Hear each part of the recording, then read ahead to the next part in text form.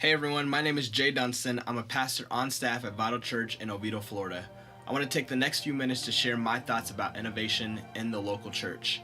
I think the church in America is in a position right now to experience massive growth through innovation. And to be honest, I think the church now more than ever needs innovation. Believe it or not, Jesus taught innovation to his followers in ways that are timeless truths that we can follow today. If you look at Jesus' most famous sermon, the Sermon on the Mount, found in Matthew chapter 5 through 7, he says a lot of things that really don't make sense, but are innovative approaches to living this faith life. He says things like, "You've heard it said, you should not murder, but I say that anyone who is angry at his brother or sister is subject to judgment." Or you've heard it said, "You should not commit adultery, but I say anyone who looks at a woman lustfully has already committed adultery in his heart." The way that Jesus is challenging his listeners to live their lives is crazy innovative. No one was living to that high of a standard before. Bobby Grunwald, who's a leader in innovation and creator of Church Online and the YouVersion Bible app, says, "Traditional approaches get traditional results." And that's exactly what Jesus was speaking against in this incredible sermon that he delivers. Daniel Pink talks about in his book, A Whole New Mind, that we have entered into a new age, the conceptual age. This is an age of creators and empathizers. Leaders in today's world have to be able to do work that's hard to outsource, hard to automate, and deliver significance along with utility.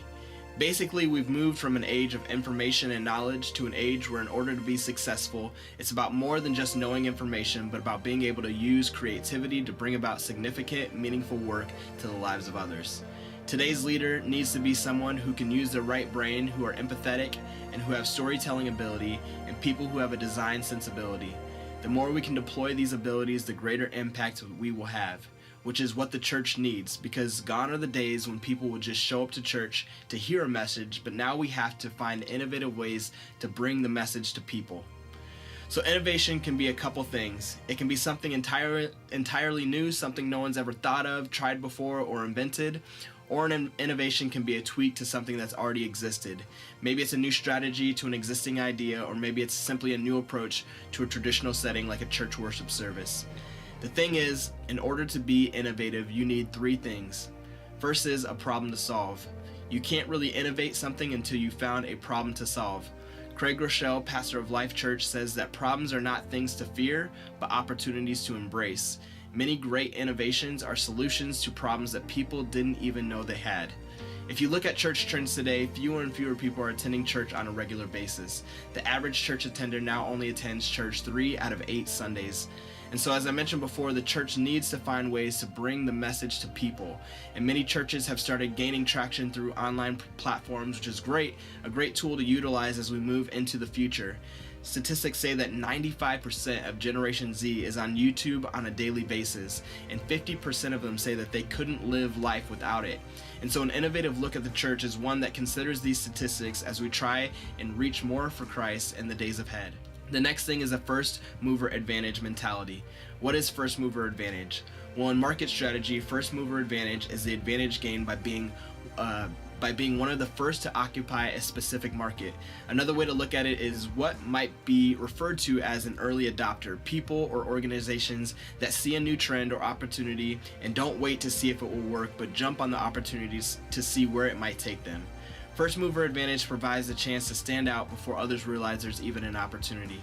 If you can get an idea to the market before everyone else, often you end up getting a disproportionate advantage, and you'll have momentum that is hard for others to catch up to.